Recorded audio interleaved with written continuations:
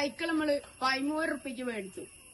ഒരു 10,000 വിറ്റിട്ട് വേണം നമുക്കൊരു ബിസിനസ് തുടങ്ങാൻ. അല്ലെങ്കിൽ 10,000 റുപ്യ കുറച്ച് കൂടുതലുണ്ടോ? അത് വേണ്ട, ഏതിലും മണ്ടന്മാരെ വന്നിച്ചാണ്ട്. എന്നാ ഞാൻ OLX ഇപ്പൊ തന്നെ ഇടട്ടെ. എന്തായാലും വേഗം ഇട്ടോ. ഇതിലൊക്കെ മണ്ടന്മാരെ വന്ന് ചാടിക്കോളും. എനിക്ക് പേടിക്കൊന്നും വേണ്ട. ഇപ്പൊ കൊറേ കോളുകൾ ഇങ്ങനെ അടിച്ചു കയറി വരും. ഇത് തെക്കേലെ സുഷമേന്റെ കുട്ടികളാ. ആ പെൺകുട്ടി അത് ഒളിച്ചോടി പോയിക്കുക. ആരുടെപ്പം? ഏതോ വലിയ കഞ്ചാവ് മറ്റേ സൈക്കിളിന്റെ ആവോ? ആവും. ഹലോ ഹലോ, മറ്റേ സൈക്കിൾ വെക്കണല്ലേ? അതെ അതെ, എനിക്ക് ആ സൈക്കിളിന്റെ കണ്ടീഷൻ ഒക്കെ നോക്കി കാണാറുന്നു. അതിനെന്താ സാർ, വീട്ടിലോട്ട് വന്നോളൂ. ഞങ്ങള് വാട്ടാറാല് കുറച്ച് ഇറങ്ങിണ്ടാവും. ഞാൻ വീട്ടിക്ക് വരാം, ലൊക്കേഷൻ അയച്ചേര്. അവരിപ്പോ വരും.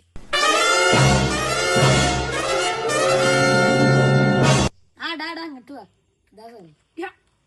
സാർ ഇങ്ങോട്ട് വന്നോളൂ. ഇതാ വണ്ടികളെ ടയറൊക്കെ കൃത്യം വട്ടം. ഇതിനൊക്കെ എത്ര വില വരും? ഇത് നമ്മള് 1,00,000 വാങ്ങിയത്. 90% ഡിസ്കൗണ്ട് ചെയ്തിട്ട് 10,000 രൂപയ്ക്ക് കയ്യിലാണ് വെച്ചത്. 10,000 ഒന്നും പറ്റില്ല, 11,000. ഇവര് പൊട്ടണ സാർ. 10,000 രൂപ. ഈ ഷർട്ട് ആണോടാ? ഇത് ഏത് ബ്രാൻഡ് അറിയോ? ഇല്ല. അബിബാസ്. ഈ ഒരു ഷർട്ടിന്റെ വില 3,50,1 രൂപയാടാ. 10,000 രൂപയ്ക്ക് പിച്ച കൊടുക്കണ പൈസയാണ്. കോളടിച്ചല്ലേ? ഞങ്ങൾ സ്നേഹം കൊണ്ട് പറഞ്ഞതാ സാറേ. സാറിന് ഇഷ്ടമുള്ളത് തന്നു. എന്ത് ഇത്ര ബഹുമാനം? എന്നാ അങ്ങടുമില്ല ഒരു 15,000 അങ്ങോട്ട് തരും.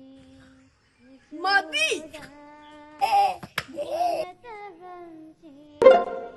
ക്യാഷ് ഞാൻ അയച്ചിട്ടുണ്ട്, നോക്കി നോക്ക്. 50,000 രൂപ ലഭിച്ചിട്ടുണ്ട്. സൈക്കിളി എടുത്തു. ശരിയാക്കവേ. ശരി എന്നാ.